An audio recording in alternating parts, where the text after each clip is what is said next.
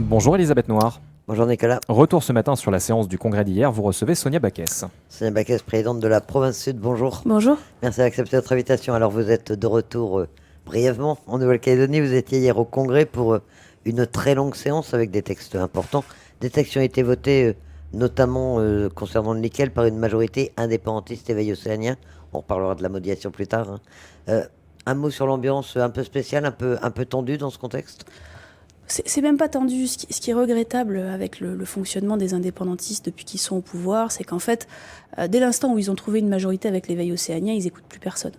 Et bon, c'est un choix, hein, mais ils votent un texte à 28 voix sur 54, donc avec une très très courte majorité, d'une seule voix, alors que finalement, tous les Calédoniens sont d'accord sur le principe d'avoir une taxe sur l'exportation de nickel, d'avoir une redevance sur l'extraction, tout simplement en fait de compenser l'appauvrissement du sol calédonien en mettant en place d'une manière ou d'une autre un financement.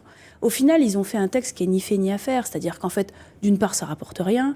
Ils ont mis des seuils tellement hauts que en fait, finalement, le texte ne rapporte rien. Ensuite, ça fait pas assez payer ceux qui devraient payer plus, et puis ça fait payer la SLN qui est la limite de la cessation de paiement. J'ai entendu ce que vous avez annoncé sur la réunion à Paris.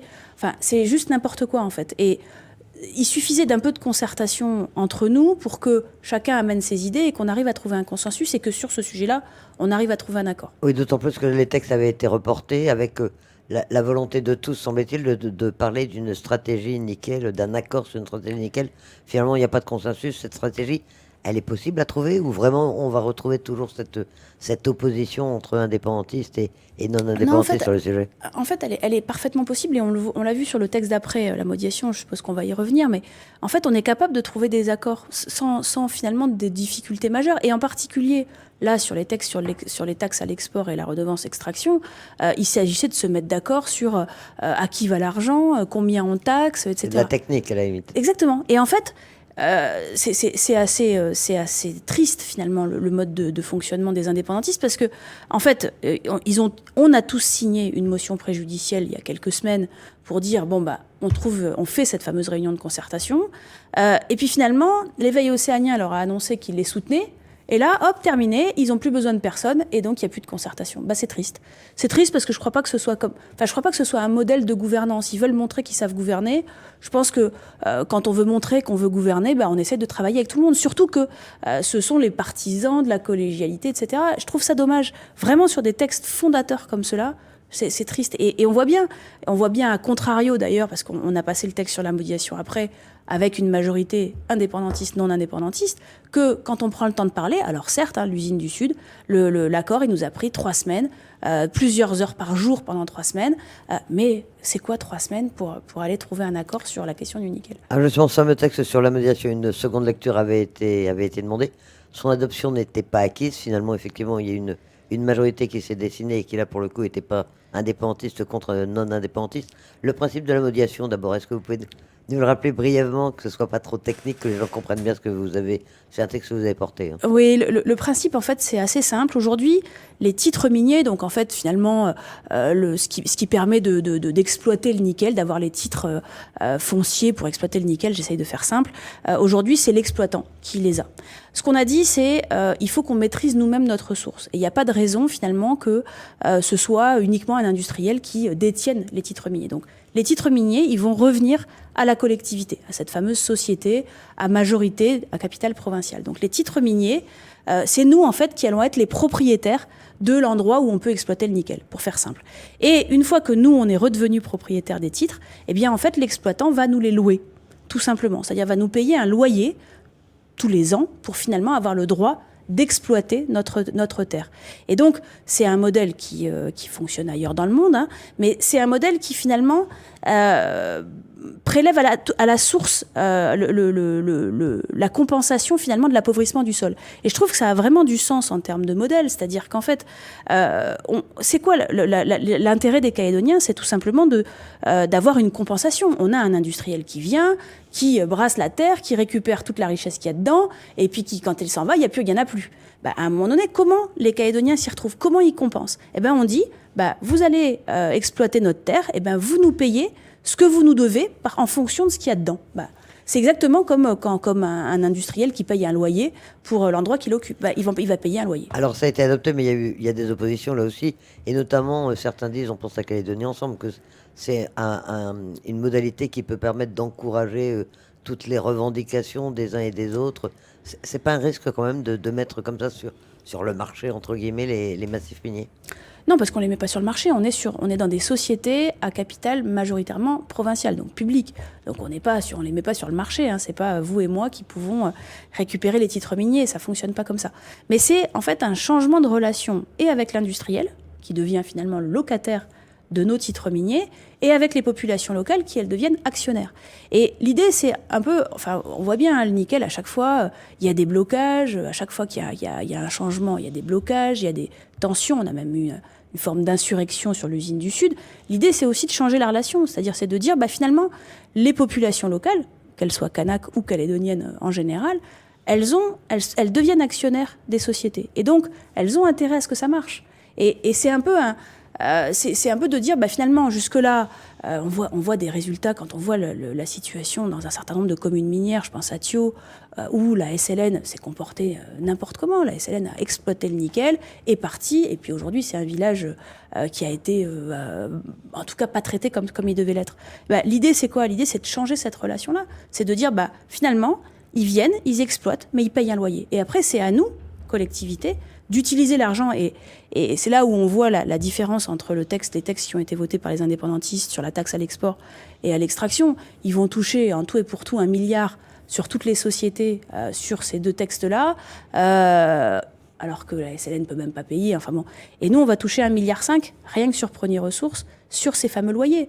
Donc, ils font un truc qui finalement ne sert à rien, va dans le trou sans fond de la Nouvelle-Calédonie, alors que là, le fait que ça aille aux provinces, puisque le capital de la société qui va louer les titres à Premier Ressources, c'est une société qui est constituée à 80% de la province sud, à 10% de la province des îles et à 10% des populations du sud. Donc, au final, on a une société qui va permettre de gagner de l'argent en province. Le soutien de l'Union calédonienne sur un texte comme celui-là, c'est une bonne surprise? C'était pas gagné d'avance?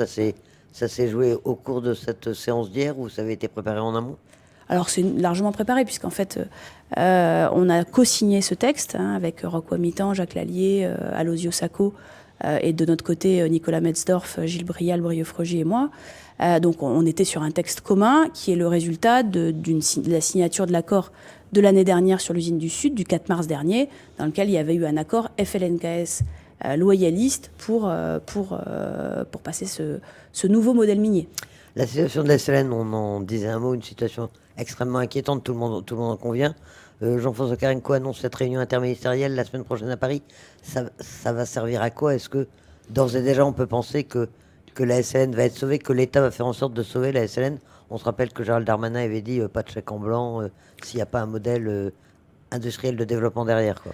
Oui, cette réunion, c'est la mise en œuvre de ce que Gérald Darmanin avait commencé à dire quand il est venu ici. Évidemment, personne n'a envie de laisser mourir la SLN, ça n'a pas de sens. La SLN porte un certain nombre de responsabilités dans la situation dans laquelle elle est, mais on sait très bien que le coût de l'énergie pour une usine pyrométallurgique, c'est insupportable aujourd'hui en Nouvelle-Calédonie, et l'usine du Nord vit les mêmes difficultés. Donc clairement, il y a besoin d'aide. Par contre, ce que dit l'État, et à juste titre, c'est de dire on ne peut pas continuer à alimenter un trou sans fond et à faire des chèques de plusieurs milliards tous les 6 mois. Il doit y avoir une réflexion globale sur le modèle minier. Il y a des expertises qui ont été lancées pour savoir finalement ce qui fonctionne, ce qui ne fonctionne pas en Nouvelle-Calédonie, quels sont les nouveaux équilibres possibles. Et il y a le fameux groupe de travail sur le nickel qui va se mettre en place dans les prochaines semaines. Voilà, c'est ce que j'allais vous demander. Il va voir le jour parce qu'on sait qu'il est important. C'est l'un des groupes les plus importants peut-être dans ces groupes de travail. Il doit se tenir à Paris. Ouais. Il va être mis en place quand? On sait comment? Alors là, qui va y participer? Est-ce que vous y serez? Oui, bien sûr. Alors d'abord, il y a 8 groupes de travail qui ont été validés lors de la dernière réunion à Paris. Il y en a déjà 5 qui se sont mis en musique, les gens se sont réunis. Il en reste 3, notamment celui du nickel que vous évoquez. L'idée, c'est effectivement, il va être à Paris, donc je pense que l'idée, c'est de faire démarrer ce texte-là après le congrès du ce groupe-là, après le congrès du FLNKS qui pour l'instant est fin février, sauf s'il y a un nouveau report, de manière à ce que tout le monde y participe, encore une fois, pour essayer de trouver une stratégie. Mais oui, j'en ferai partie, parce que le nickel, et c'est ce que je disais hier en séance publique, en regrettant l'attitude des indépendantistes sur leur texte, le nickel, c'est une partie intégrante de la réflexion sur l'avenir de la Nouvelle-Calédonie. Alors, autre texte qui, lui, en revanche, n'a pas été examiné hier, qui a été retiré de l'ordre du jour, la proposition de loi du pays relative à l'aide médicale. Vous l'aviez signée avec Jacques Lallier, elle a été retirée de l'ordre du jour à la demande de Jacques Lallier pour des raisons familiales que tout le monde a compris. C'est un texte qui avait suscité de nombreuses réactions la semaine dernière. Vous comprenez cette opposition? Vous allez me traiter de fossoyeur pour pouvoir enlever de l'argent à la Nouvelle-Calédonie qui est déjà exsangue. Alors, est-ce que la Nouvelle-Calédonie a vraiment les moyens de prendre en charge l'aide médicale pour faire simple?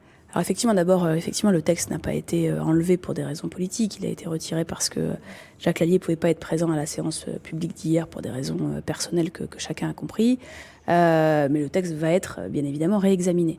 La question n'est pas de transférer une compétence de la province à la Nouvelle-Calédonie. La question, c'est le Conseil d'État a tranché en disant c'est une compétence de la Nouvelle-Calédonie. Aujourd'hui, c'est comme ça, la loi organique le dit comme ça, l'aide médicale, c'est une compétence de la Nouvelle-Calédonie. L'État compense à peu près 30% du coût réel de ce que ça coûte aux provinces aujourd'hui. Donc les provinces exercent une compétence qui n'est pas la leur et la payent, donc, alors qu'ils n'ont pas la compétence. Donc on dit juste, c'est à celui qui a la compétence de payer, donc à la Nouvelle-Calédonie. Mais on est quand même assez ouvert sur le truc en disant, l'idée c'est pas de brutalement leur dire, non, c'est votre compétence, donc vous vous débrouillez avec. C'est pas le sujet.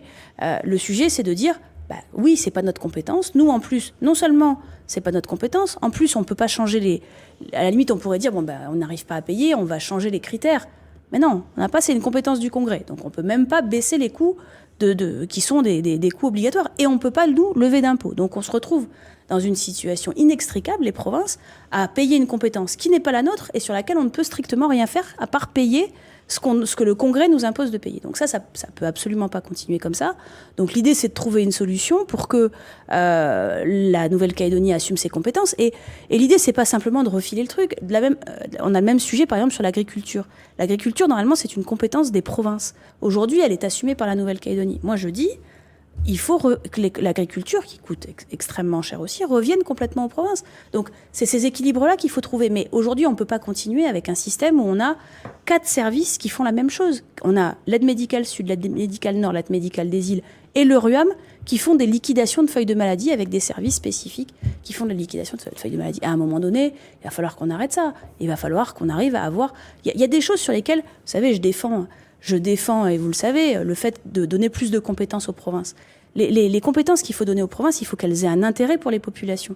Là, des liquidations de feuilles de maladie, ça n'a aucun intérêt. On peut le faire dans un service qui est fédéré entre les différentes collectivités. Mais tous ces débats, ça pose vraiment la nécessité de redistribuer, de réfléchir à une redistribution des compétences entre les collectivités de la Nouvelle-Calédonie. C'est déjà une réflexion à mener pour le prochain statut. Ah oui, bien sûr, oui. Et puis il faut être pragmatique. Je pense que, vous savez, la compétence, par exemple, en matière de développement économique et donc la fiscalité, par exemple, qui va avec. Pour moi, il doit y avoir une partie provinciale là-dessus. Parce que, très clairement, les provinces sont des collectivités dynamiques, des collectivités réactives, qui peuvent finalement prendre des mesures qui correspondent à leurs populations respectives, qui sont évidemment pas les mêmes.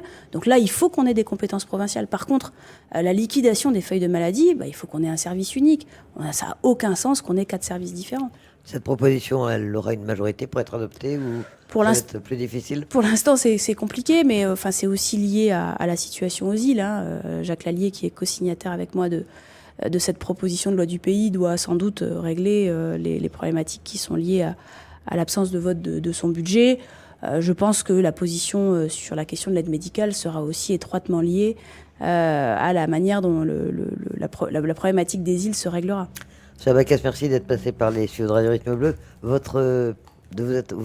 Un bref séjour en Nouvelle-Calédonie, votre programme dans les prochains jours et même dans les prochaines semaines, sur quoi vous travaillez actuellement comme sur votre casquette de secrétaire d'État? Quels sont les gros dossiers sur lesquels vous travaillez actuellement? Alors je travaille sur pas mal de sujets qui concernent pas forcément la Nouvelle-Calédonie. J'ai les assises des dérives sectaires et du complotisme qui ont lieu au mois de mars. C'est un gros sujet avec une explosion d'un certain nombre de pratiques, notamment médicales, parallèles qui finalement arnaquent les gens en leur faisant payer des choses, en leur faisant croire qu'ils vont être soignés par des méthodes magiques, ce qui évidemment fonctionne pas. Donc il y a une explosion de ces gourous et donc on va avoir une grosse action sur ce plan-là. On a le plan national de prévention de la radicalisation. Vous savez que en métropole, c'est un sujet, la radicalisation. On a toutes les questions des séparatismes avec des groupes d'ultra-gauche ou d'ultra-droite. On a vu les groupes d'ultra-gauche manifester sur ce qu'on appelle les bassines en métropole. Enfin bref, on a des groupes qui finalement vont à l'encontre des règles, de plus en plus des règles de la République, se mettent en marge de la société. Donc il y a tout un travail qui est fait là-dessus. Et j'en passe parce qu'on a toute une valorisation de l'engagement citoyen avec le lien avec les Jeux Olympiques, etc., etc. Quand vous venez sur le territoire comme ça, vous occupez de quelques dossiers ou non? Vous laissez la province sud gérée par l'exécutif et ceux qui sont, enfin les autres membres de l'exécutif? Alors évidemment, je gère des dossiers quand je viens ici, mais je les gère aussi à distance. Bon, ils ont appris à fonctionner à distance également, l'exécutif, le secrétariat général, l'administration. Et puis j'essaye de voir aussi les gens que je dois voir quand je viens ici. Cet après-midi, je serai à la commémoration des 38 ans de la mort d'Yves Thual à Boulou-Paris et je crois qu'il y aura un certain nombre d'élus qui seront présents. Sonia Backès, présidente de la province sud, merci d'accepter notre invitation.